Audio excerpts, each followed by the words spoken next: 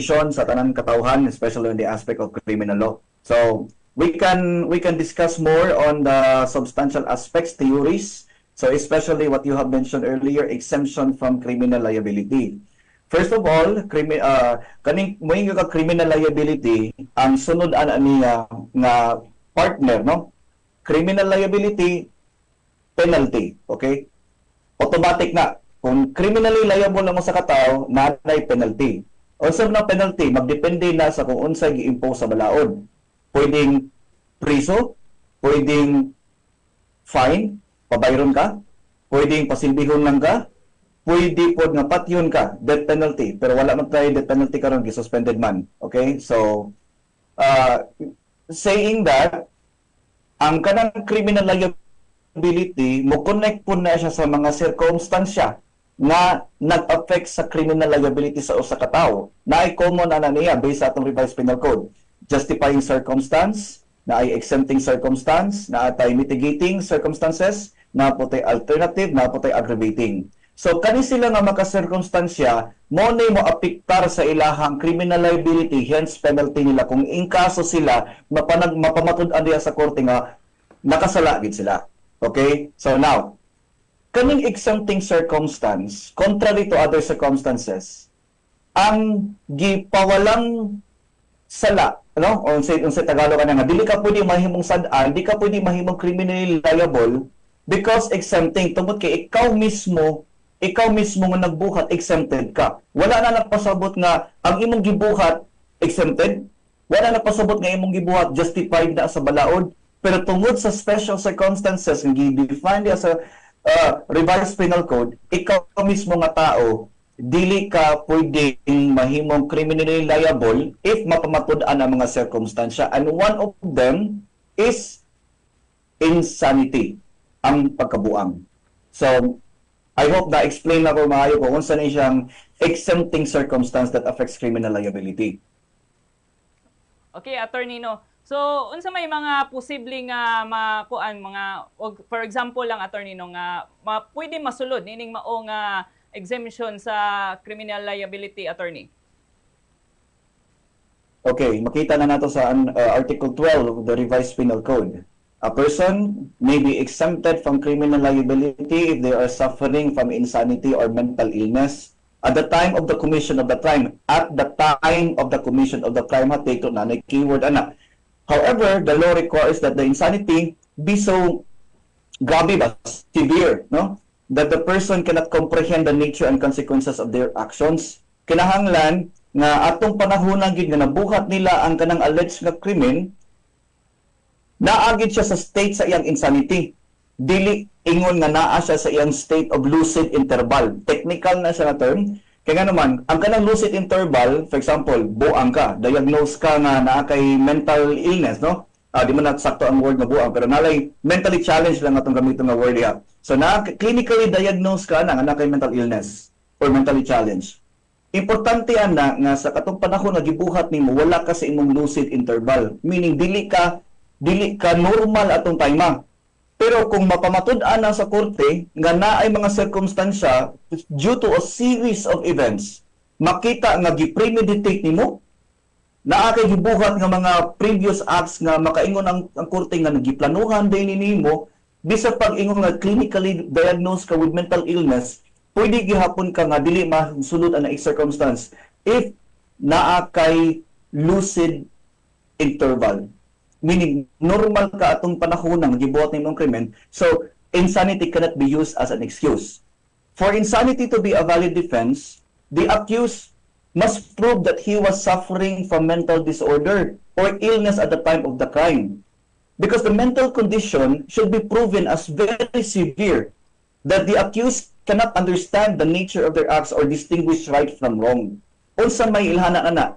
Unsa may pinaka pamaagi nga mapamatuod nato na nakasalagid siya og normal siya atong panahon na it's not through a medical certificate, it's not through a medical diagnosis, it is a judicial antecedents. May kang judicial antecedents, ang korte ana mo balansi, dili ra na kutob sa medical certificate, pero ang tanan mga circumstansya nga ma-prove niha sa korte mo ipakita ana og mohatag og decision ang korte nga kani this person was in a state of lucid interval, so dili siya insane. So na siya premeditation, kasabot siya sa iyang gibuhat, kasabot siya itong panahon na kung sakto ba ni or dili. So kung pamatud-an na, insanity cannot be used as a defense. Okay, attorney, ato lang buot ipaklaro, attorney, no. Unsa man ni nga kini nga maingot nampungan nga lucid interval, attorney? Nya unsay diferensya ani sa uban pod nga mga circumstansya, attorney, nga maingon gyud nga mahug nga mura na gyud siya nga nabuang gyud, attorney? Kanang lucid interval is just a concept of law. Connected na siya sa exempted circumstance of insanity. And that is based by jurisprudence. Previous cases na siya. So, kung ang ubang namin daghang exempting circumstances, parehaan ng minority. Kung ikaw bata, ay bata nga 8 anyos diha nga nakadula-dula po sa iyang amahan, pabuton niya, naigo niya igso, 9 anyos po. Mo ni gitawag nga naay exempting circumstance po usa, minority. Ang pasabot na exempting circumstance, ikaw mismo ang actor, wala kay liability criminal because you are exempted by the provisions of law. So kanang insanity, pwede ka pawalang sala ana sa korte because of your status, for example insanity, na kay mental state of insanity. Pero wala na pasabot nga porque na kay medical diagnosis from bisa pag doktor pa na mamingon ni mga kanin siya diagnose ni siya for insanity. It does not end there because the court will balance the circumstances. So murag lucid interval in connection with insanity as an exempting circumstance, it is a requisite kinahanglan at the time of commission of the act. The accused was not in a state of lucid interval para maklaim niya ang insanity. Kung mapamatud-an ka na nga, he was in his lucid interval atong time, normal siya. Atong time mga magbuhat niya. For example, kasabot siya sa gibuhat. Ngayon siya, patyon di ka. O, ikaw nakay mental illness, makaingon di ka, wa siya kasabot nga, ikaw mismo ni-declare ka before ni mo gibuhat ang tao, patyon di ka. So those are the examples na naa kay lucid interval. So it's the court who has the power to interpret the evidence presented, weigh carefully, and provide a verdict as to whether the person is criminally liable or not. So buot pasabot din ni attorney nga kinganlan mapamutud-an niya nga wa gyud control ang usa ka tawo sa diha nga mabuhat kining mga kanang for example iyahang gitry og patay o iyahan nagyong gipatay. So kinganlan nga mapamutud-an niya nga naa siya kanang wa gyud niya na kontrolar kini nga iyahang paghuna-huna nga patyon niya ang usa ka tawo, attorney. Okay, mo hindi ka pagpamatuod, okay, lami kay nga topic no, nindot kay nga topic. Ang tawag na burden of proof. So kinsa may naay unang burden of proof kung in kaso na ay kinahanglan ni prosecute of criminal offense, ang prosecutor. So sa prosecution na magsugod ang pagpamatuod nga dili siya mentally challenged or naa siya sa state of normality. So, ang gibukaton sa pagpamatuod, wala pa na sa akusado na pa na diri sa prosecution na side. Once na mapamatud-an, nga naay premeditation, naay circumstances, naay intent to kill, nga na ba kung kaso homicide or murder or parricide ang kaso, so, it's the burden of proof mo shift na po na dito sa akusado. Ang akusado na po na mo pamatuod na po siyang gagalingon nga mentally challenged siya or na siya mental illness, insane siya, atong time mga gibuhat niya ang pagpamatay. Okay, attorney. So kining kung kining usa ka tawo, attorney, no, nga aduna na siya medical record o nining mao nga sakit sa iyahang pangisip, attorney, og in fact kining aduna siya gitumar o na aduna siya prescription nga tambal nga iya baga tumaron pero wa niya napalit niya to nga time, attorney, mo na nga murag nahug na siya nga moy usa sa rason o posible o kanang posible nga mga rason nga nahitabo to niyahang gibuhat, attorney. So pwede pa ba ni siya masulod ni ana nga kanang maingon tampungan nga kining criminal liability exemption, attorney, sa due to insanity?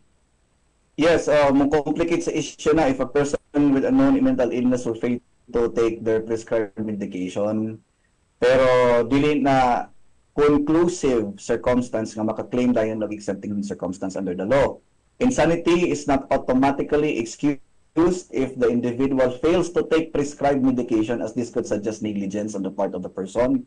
So the defense would depend on proving that failure to take medication was due to factors beyond their control. Pareha ng financial hardships, wala siya nakapalit o ay kwarta, but it may not always guarantee exemption from the criminal liability. Sa ako pang giingon ganiha, determination of criminal liability is a juridical antecedent. At juridical antecedent is ang korte ana mo'y motanaw legal antecedents dili lang kay medical. Dili lang ka pwede magpakita ka medical certificate, automatic na ka nga magpugos nimo ang korte nga moingon nga okay, insane, dili. It's still the court, it's still the judge who will determine kung naabagyod siya sa iyang state of insanity or wala. Ang tanan circumstansya mo i-consider, mo bitan na timbangan o akong background ay timbangan. So itimbang na sa korte kung unsay mas gibug-aton nga ebidensya. So kung mas bugat ang criminal liability, guilty. Kung tan-aw na ay reasonable doubt, acquit. So ingana ang atong hustisya sa Pilipinas. Okay, attorney. Kining pagpaklaro lang, attorney, no?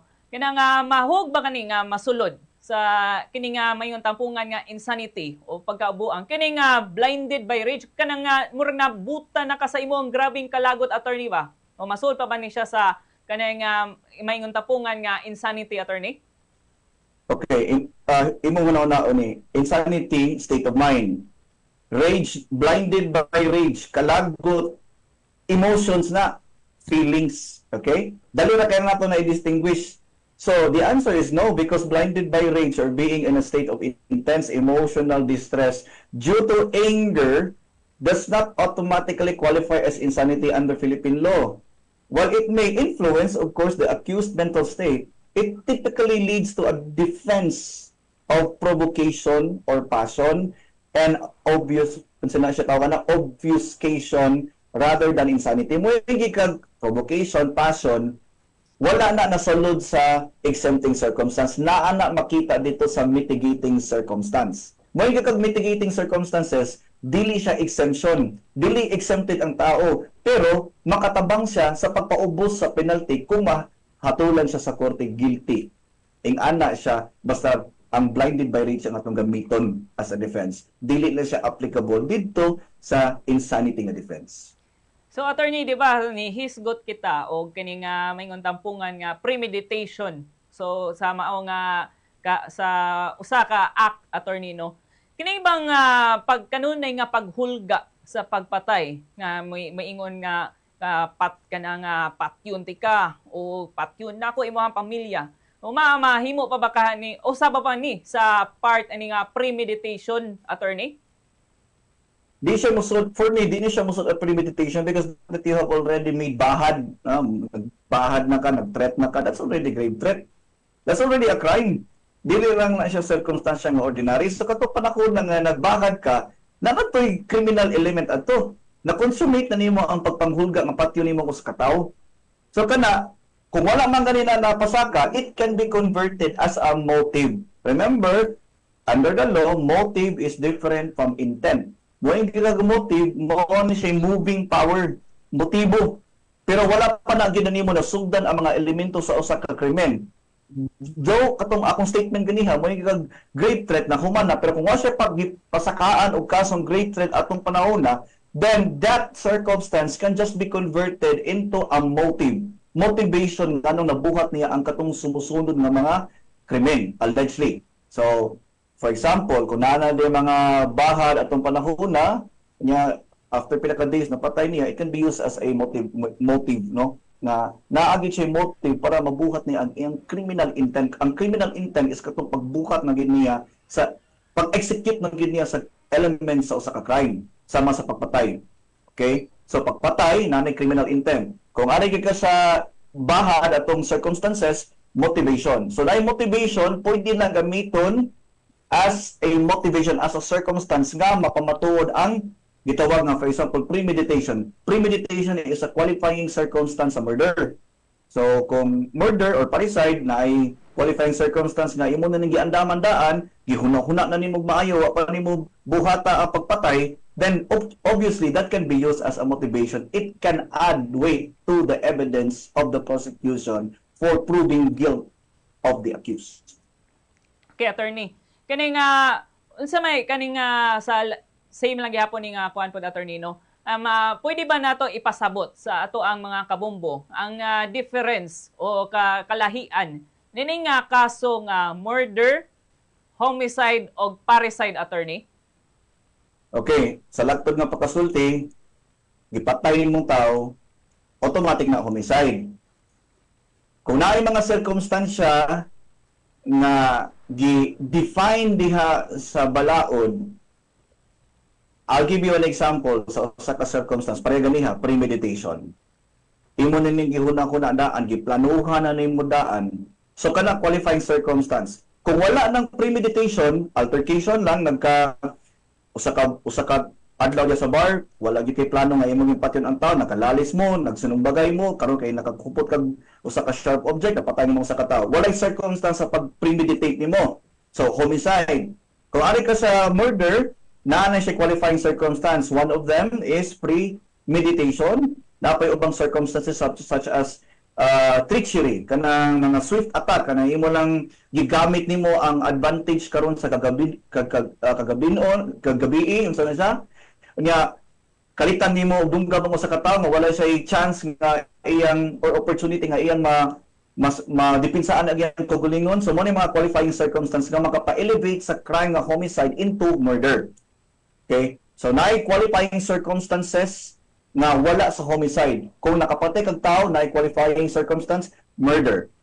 Kung parricide, ari ka sa asawa, anak, mo na siya ang parricide, imong relative nimo. So, kung ang imong napatay, nag-premeditate nimo, or imong napatay, imong igsuo, imong asawa nimo, imong anak, so, ang tawag ana niya, parricide. Okay? Okay, attorney. Kung dili minyo pananglitan no nga kani nga kapuyo ra ang ang possible lang na buhatan ining mao nga ini nga napatay ba or inga na attorney unsa man ang kuana na attorney, murder ba o parricide lang gihapon, attorney?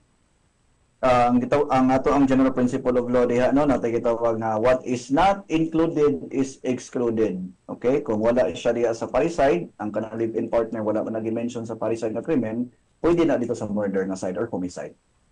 Okay, attorney no, kay kaning mao nga balita po, attorney, kay grabe kayo na tay-og yun ang tibok nga kuan lang, attorney no. Nya kinang daghan man kayo og mga maingon tampungan nga mga komento manggod no nga kaning medyo kuan good kayo, attorney, nga kana nga nakasaway gud sila sa pagtratar nining maong suspect manggod, attorney, kay kuan po na ospital pa ya para ako'y nakahinabi nga kabanay sa biktima, attorney, niingon siya nga ngano kuno nga VIP ang maong suspect kuno, attorney. So kini nga kuan lang po ta naghisgot pod og kani nga subjudice pod rule pod, attorney, pero kani nga ngano man pod sa mga bisan pa sa kagrabing krimen nga nabuhat nini nga usa ka tawo, attorney, ngano nga giila gyapon sa balaod ang ihang batakang katungod, attorney? Okay, nindot ng topic no, labi na sa kanang kusog kay mo komento sa social media, mura nag-judge mo komento. Ari na, para na sa ato atanan ha, dili na kapuwat gipaigo nga tao diri. Ang atong mismong konstitusyon, ang atong balaod, ang pinakataas-taasang balaod nato sa Pilipinas, nag-ingon, number 1, unsay basic principle diya sa Article 3, Section 1. Let me recite that. No person shall be deprived of life, liberty, or property without due process of law. So kung imo ganin siyang hukman, imo siyang tangtangan og katungod, imong tangtangan og kagawasan, imong tangtangan og pagkatao niya, tangtangon nimo ang iyang mga properties niya, dili na nimo pwedeng buhaton kung walay due process of law. Meaning to say, due process is the right to be heard. Dapat usa tagaag opportunity ang usa ka tawo para madipinsaan niya ang iyang kaugalingon. Meaning to say, kung i-connect na nimo sa rights of the accused dito sa further section sa Article 3 Bill of Rights of the 1987 Constitution, na ay gitawag presumption of innocence. No person, automatic na bisang pagsugod pa lang o pagpasaka, automatic na nga ang usa ka akusado naa siya katungod nga ma-presume innocent until mahukman siya sa korte nga guilty. So tagaan gid na siya og opportunity para madipinsaan iyang kaugalingon, para maka-explain siya sa korte nganong nabuhat niya or pwede po niyang i-deny niya ang katong mga nga alleged nga krimen nga gipasaka against niya. So that's the reason, no, nga ang katungod sa usa ka tawo, such as among other things, to avail of hospital service, okay, to get treatment, labi na kung ang imuhang karamdaman between life and death. Ato iba ta bisa pag ikaw ni Alex nga accused pero nakadugo ka, dili po na siya pwedeng hukman lang po dayon. Kaya nga naman, wala tay katungod nga mohukom kung dili kita ang husgado. Dapat atong sundon ang rule of law. Kay kung watay rule of law, chaos ang mahitabo sa atong nasod. Maora gid na ang tubag nako anang pangutana kung nganong murag VIP, nganong gi tagag treatment, medical treatment, of course. Because bisan gani ang tao nga nahukman na guilty sa korte, pwede man gani magpa-hospital. Unsa lang ka nang wala pa pud nato napahukman sa husgado, nag-guilty ang sa katao. It's very logic. Wa tay katungod mo hukom. Maor gid.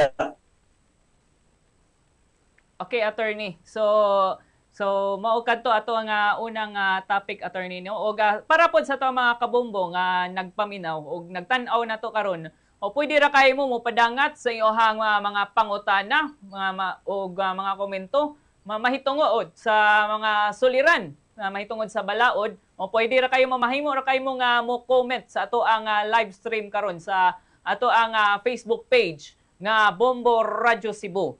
So, ari na po labang na po sa lain nga topic, attorney, no? Kay mahitungod kini sa nahitabo dito sa Balud, San Fernando, attorney. Diin nga dunay kanang namatay manggod dito nga manag-inahan. Nya medyo dili pa kayo kompleto kining mao nga mga detalye o padayon gyapon ning pagasutaon na matag karon ug unya. Kung unsa gyud hinungdan ining mao nga insidente, attorney. Pero ang pangutana nato ani, attorney, kay nakasentro lang, dili lang po ta mag-focus ini nga kaso, pero nakasentro lang sa nabuhat ngini nga mao nga best friend, attorney. Kay sa diha nga iya kani nga pagkahuman sa mao nga kamatayon, attorney, no, nga napuha na katong patayng lawas, attorney, no, iya manggong gisunog ang mga gamit sa biktima ug ang trapal. No, diha nga trapal, diha nakit-an katong manag-inahan nga dito nga nagpuyo sila ning barong-barong, attorney. No, iya kining ilahang gisunog ang mga gamit sa biktima ug ang trapal nga barong-barong kay kini tungod ni buhat nila kay aduna nay pagtugot sa pamilya sa namatay. O kani nga ang pangutana na lang ini ani, attorney, no, maisip ba ni ang tampering of evidence, ang pagsunog sa mga gamit sa biktima nga bisan pa wa panahuman ang investigation o wala pod sila nananghid sa ato ang kapulisan nga nag-imbestigar, ana, attorney? Pasok na siya sa obstruction of justice law. The burning of ang tubag anang pangutana, of course, pwedeng na ay criminal liability. Pero then again, di ta magsultig merit sa kaso, kay di man nato pwede ma-apply sa circumstance, kay dili makita ang huwis, di makita mo motimbang, no, sa mga ebidensya sa mga partido. But to answer the question, kung imo lang sunugon nga while ongoing pa ang investigation, the burning of victims' belongings and the tarp ng trapal used as a shelter, even bisan pag ni paghatag pagtugot ang pamilya, can also be considered tampering with evidence if the investigation is still going.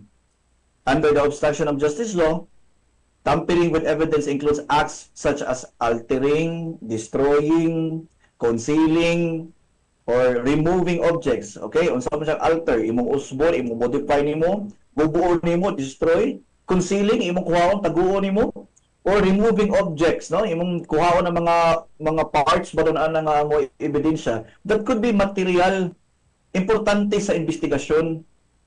Since the burned items, kung atong i-apply diha sa katong sunog nga papagsunog niya atong trapal, kung natoy forensic evidence nga importante kaayo to determine the cause of death, ang rason sa pagkapatay,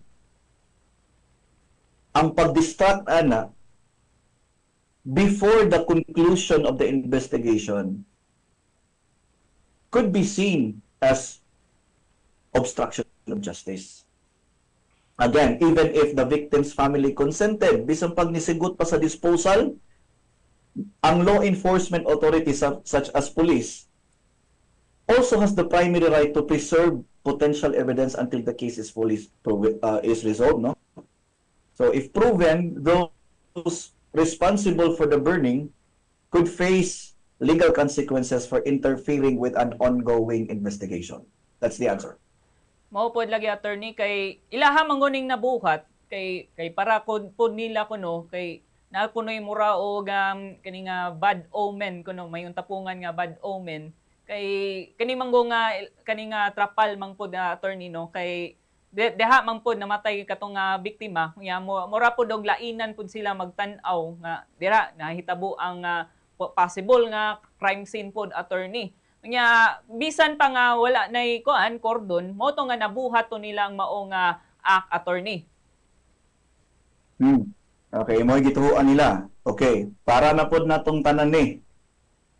Walay magbuot nato kung unsay ato ang gituhuan, mga pamahiin kung unsay atong gituhuan, kung malas ba, kung padayon og butang na diha ang gamit sa usa ka patay nga to. Way problema kung mo na imong tinuhuan.